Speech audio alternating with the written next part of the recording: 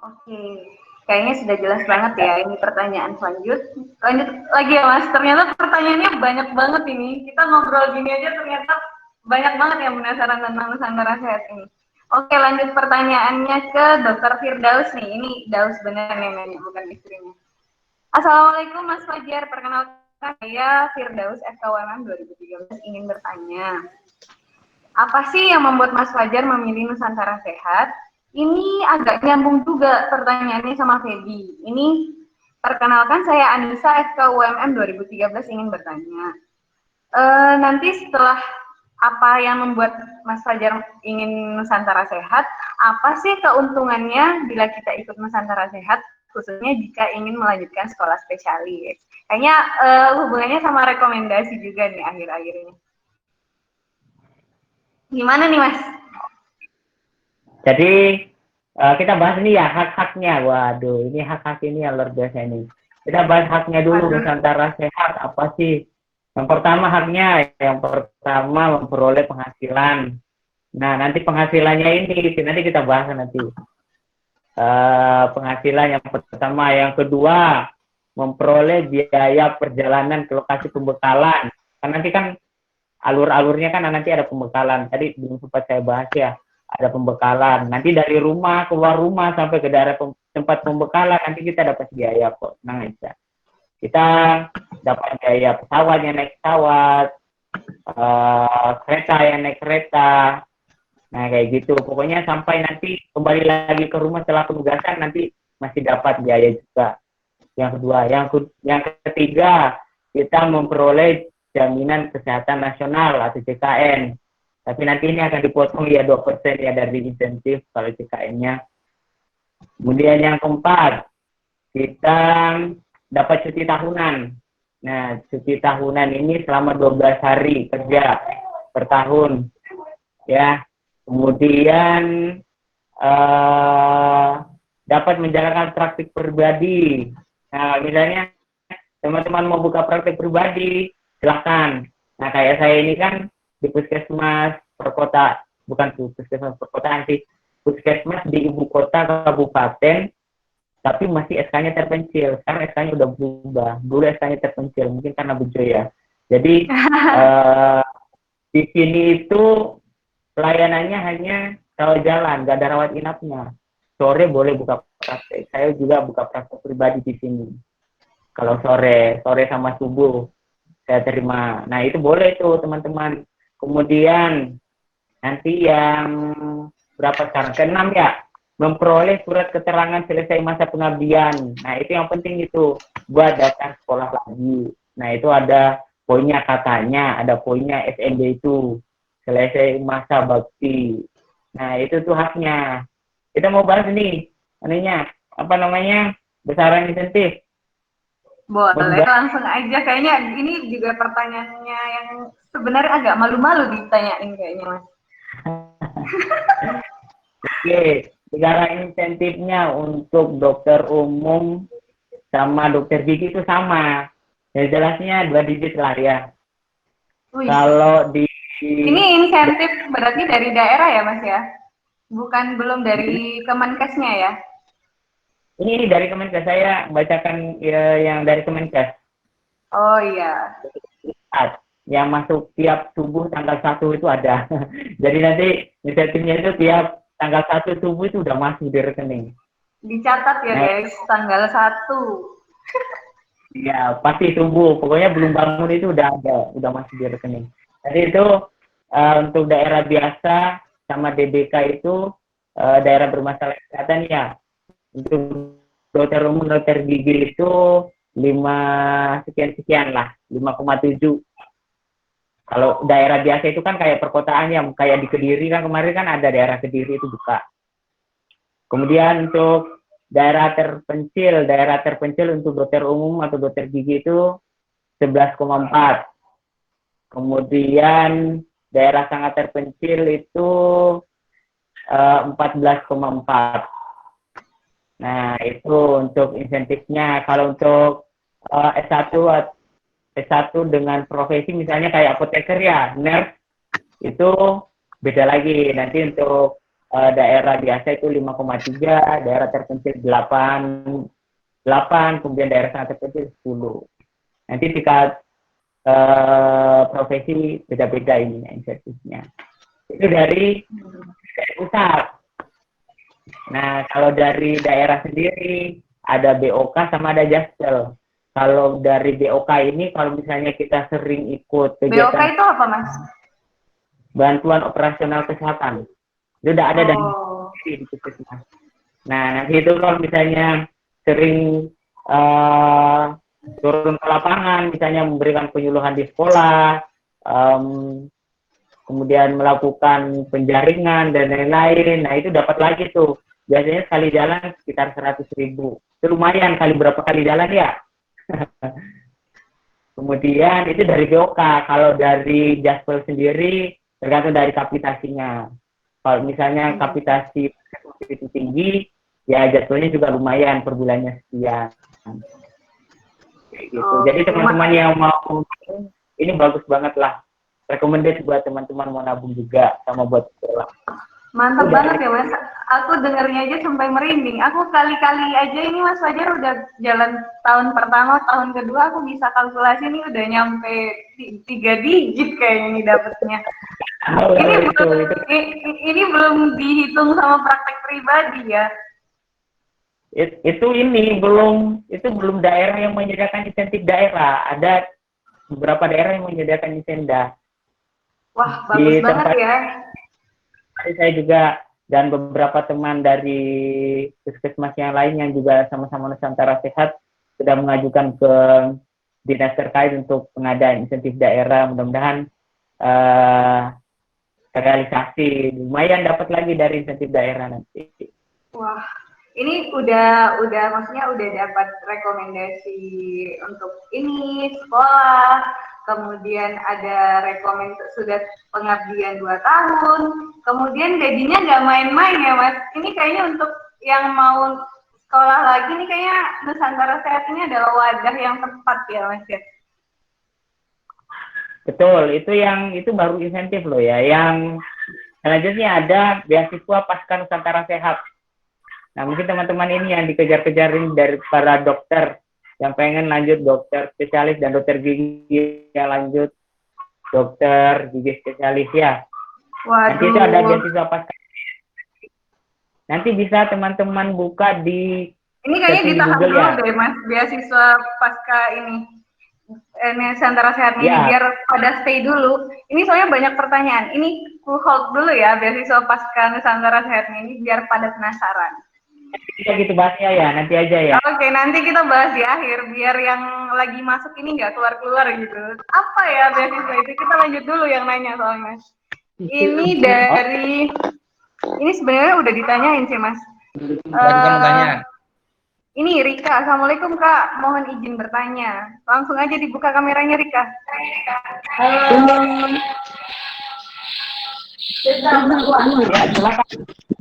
Suaranya menggema Rika. Kak mau izin bertanya. Jadi kan mendengarkan penjelasannya tadi tentang generasi itu sangat menarik ya Kak ya. Terus saya kan ceritanya ini lagi intensif Kak. Intensifnya itu berdua sama suami saya. Nah, bisa nggak sih Kak kalau NS tuh kita tuh kan kalau setahu saya kan NS biasanya cuma satu kan kebutuhannya di setiap puskesmas. Ya, individu. Tapi katanya tuh ada yang 2. Nah, itu gimana ya? Bisa nggak sih kalau kita milih yang deketan atau gimana ya Kak? Triknya kalau sudah bersuami ingin bareng gitu. Oke. Saya tangkap pertanyaannya. Teman saya kemarin satu pembekalan itu suami istri. Sama-sama dokter. Itu penempatannya di daerah Nusa Tenggara Timur, NTT sana. Nah, mereka itu jadi triknya kayak gini sebenarnya. Jadi pas keluar daftar pemilihan daerah, pemilihan lokasi khusus ya, kita cari daerah atau puskesmas yang berdekatan, yang sama-sama membutuhkan dokter. Nah, dari situ lihat peminatnya ada berapa. Jadi contohnya kayak teman saya yang kemarin itu puskesmas antara yang dipilih suami dan yang dipilih istrinya itu berjarak kurang lebih 2 kilometer. Jadi antara puskesmas yang suaminya sama puskesmas yang ditempatin istrinya itu jaraknya 2 kilometer. Jadi mereka cari tahu informasinya terlebih dahulu. Ini dekatan nggak ya? Kemudian ada nggak ya yang pilih? Nanti kan di situ pas kita ngeklik lokasi itu nanti kelihatan ini peminatnya sudah sekian. Nah kalau misalnya peminatnya 0, nah itu kan berpotensi besar.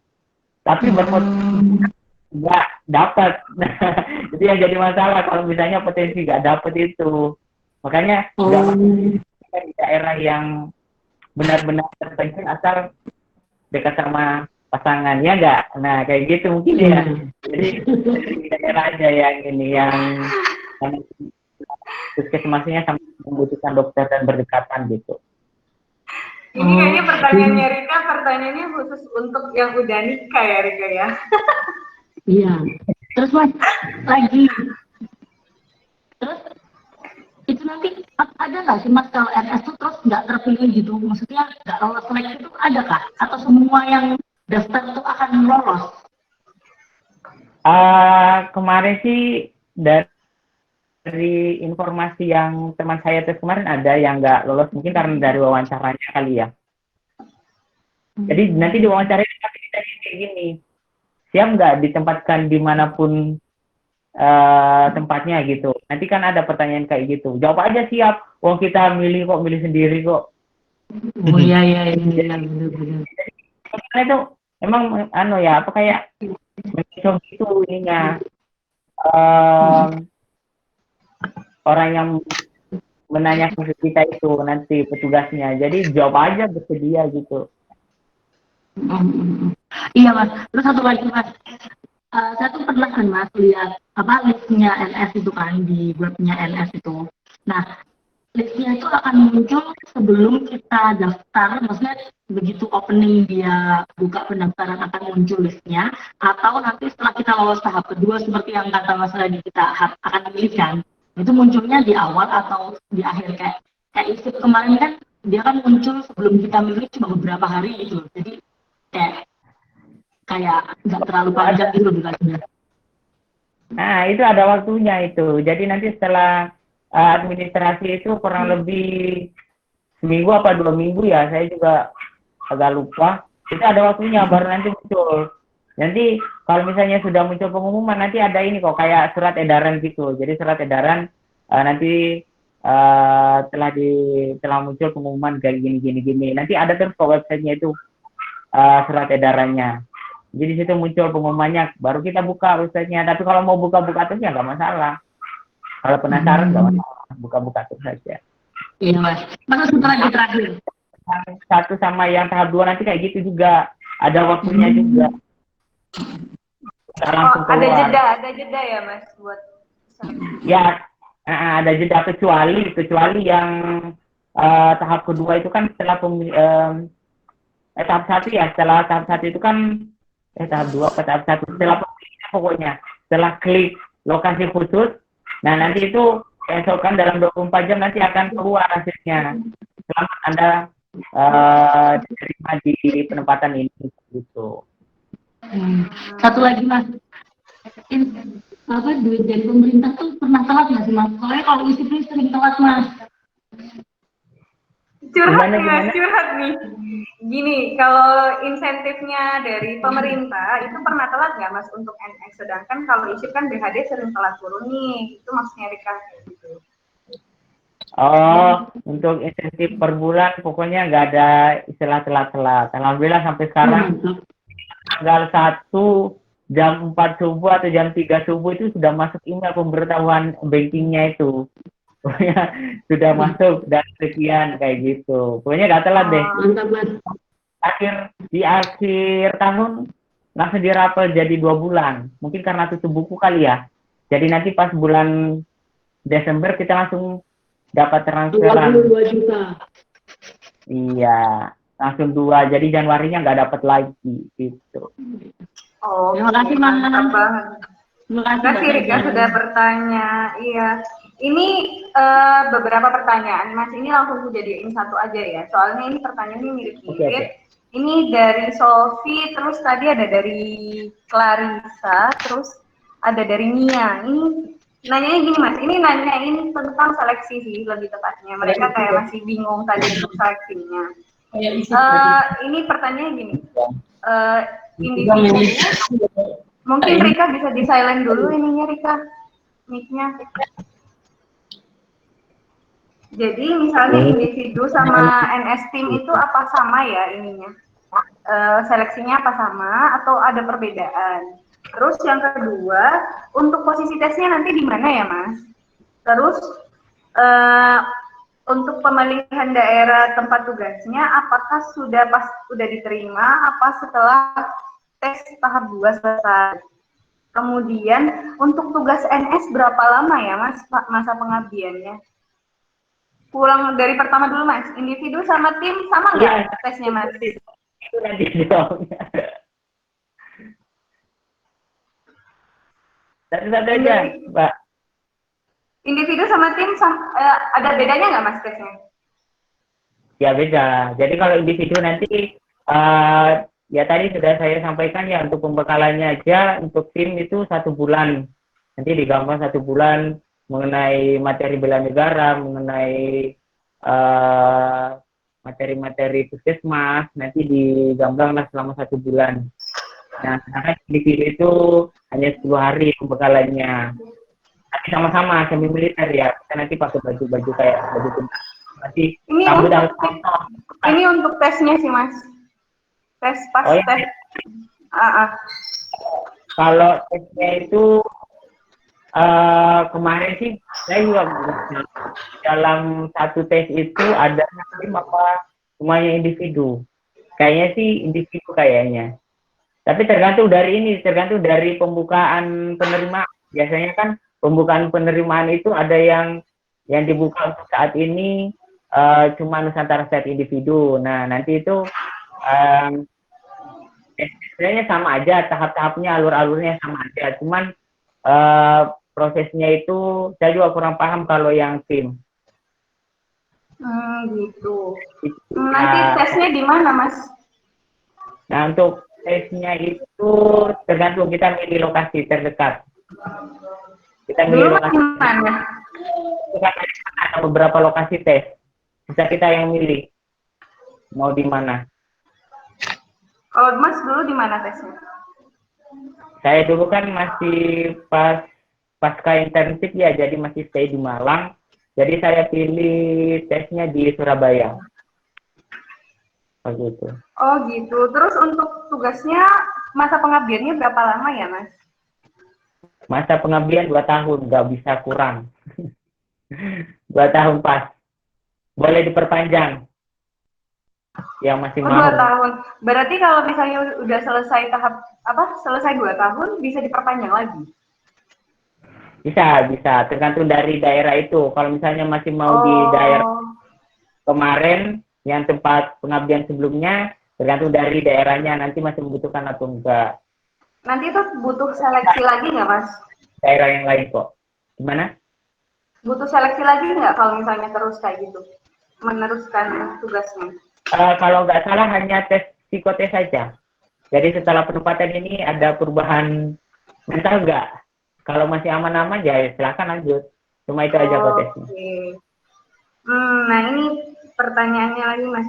Milih daerahnya pas udah keterima atau gimana Mas? Atau pas selesai tahap 2? Pemilihan daerahnya. Pemilihan daerahnya itu setelah selesai tahap 1. Oh, setelah tahap 1. Berarti ya. Berarti belum tentu keterima, tapi udah milih ya? Bentar. Kemarin itu... sorry. Setelah tahap 2, soalnya kita wawancara dulu. Ya, selesai tahap 2. Sorry, salah. Berarti selesai tahap 2, baru milih. Ya, betul. Nanti ini berarti sistemnya ini ya, Mas? Yang ditempatkan di mana aja enggak? Soalnya nanti di tes tahap 2 itu nanti kita ditanyain kayak gini, siap ditempatkan di mana aja enggak? Jawab aja siap gitu. Oke. Nanti baru milih ya setelahnya. Nanti baru milih, betul. Nah, ini nanti ada Gimana? Nanti kalau udah keterima pokoknya baru milih. Itu pun milih nanti masih tergantung dari ini, tergantung dari nilai kita, nilai siapa yang paling tinggi itu yang nempatin daerah yang itu ditentukan itu. Oke, baik. Terus ini Mas, ada pertanyaan sambungan. Untuk menjamin tempat yang kita pilih itu tempatnya bagus, keamanannya terjamin, itu tahu dari mana ya Mas? Itu ya harus cari tahu sendiri. Kita nggak bisa ini, tapi itu sudah ada komitmen kok dari tiap daerah bahwa kita itu pasti dilindungi dan pasti aman. Di daerah-daerah rawan konflik kayak Papua itu biasanya nggak, Kementerian Kesehatan juga nggak berani mengirimkan anggotanya ke sana. Oke. Ini Mas, apa namanya? Berarti nggak ada tempat cari review gitu ya? Kayak zaman ISIP kan ada wahana, ada review wahana. Ini kalau Iya, Nusantara Sehat ada nggak Mas? betul. Untuk sementara masih belum ada. Oke. Nggak ada reviewan kayak gitu. Tapi boleh kok nanti kalau misalnya pengen cari tahu informasi mungkin langsung aja cari grup Nusantara Sehat kan ada tuh di Telegram, mungkin bisa join kan. Nah, langsung aja Oke, berarti wah, boleh langsung nanya-nanya. ini Ada yang tahu nggak daerah ini, di daerah sana gimana keadaannya, boleh. ini oke. Mas, aku lanjut pertanyaan ya Mas. Ini ada pertanyaan dari, ini saya dahulukan Fatih dulu ya. Fatih soalnya berhubungan sama yang kita bahas barusan. Assalamualaikum Mas, mohon izin bertanya, apakah mungkin pendaftar berdua sang istri sudah dijawab? Terus untuk pertanyaannya Clarissa. Assalamualaikum dokter, perkenalkan saya Clarissa SKUMM 2018. Saya izin bertanya, apakah Nusantara Sehat itu menggunakan sistem kontrak kerja? Tadi sudah dijawab ya Mas ya?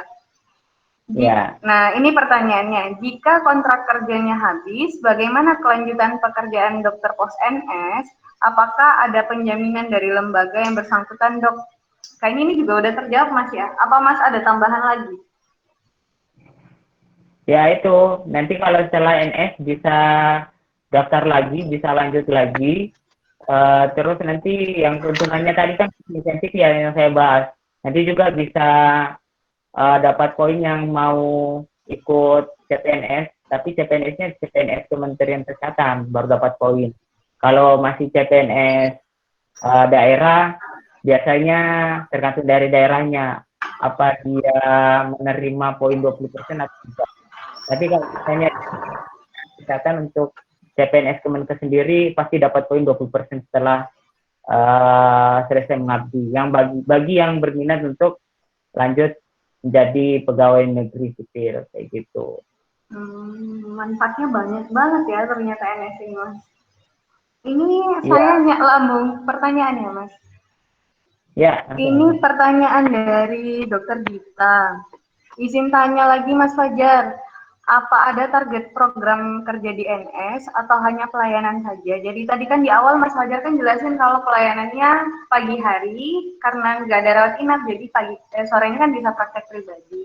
Mungkin ditanyakan lebih ke program kerjanya selain pelayanan apa aja ya Mas? Kalau program kerjanya dari Nusantara Sehat Tim itu pasti banyak ya. Saya kan individu, jadi saya nggak terlalu begitu paham mengenai program kerja yang dilakukan teman-teman tim. Nah, jelasnya mereka benar-benar memulai dari nol. Jadi program kerja silakan berinovasi, silakan apa yang ingin dikerjakan dari awal sampai di daerah itu apa, nanti itu apa istilahnya dilakukan bersama-sama dengan tim. Soalnya mereka kan dapat dana dari pusat nanti untuk dikelola dananya. Nah, untuk itu kalau misalnya yang individu kita langsung ikuti program-programnya Puskesmas yang sudah berjalan. Soalnya kita kan sendiri nih, datang di daerah itu sendiri, langsung masuk dengan sendiri. Jadi kalau misalnya kita dokter, biasanya kita langsung melakukan pelayanan UKP, upaya kesehatan perorangan, mulai dari pengobatan, mungkin konseling juga bisa kayak gitu. Jadi nggak ada program yang spesifik untuk Nusantara Sehat yang individu. Kalau yang tim pasti banyak, soalnya mereka memang akan dimintai pertanggungjawaban program apa sih yang kalian kerjakan selama di sana. Karena mereka juga dibekali dengan dana untuk memajukan dan menjalankan PKM-nya, seperti itu.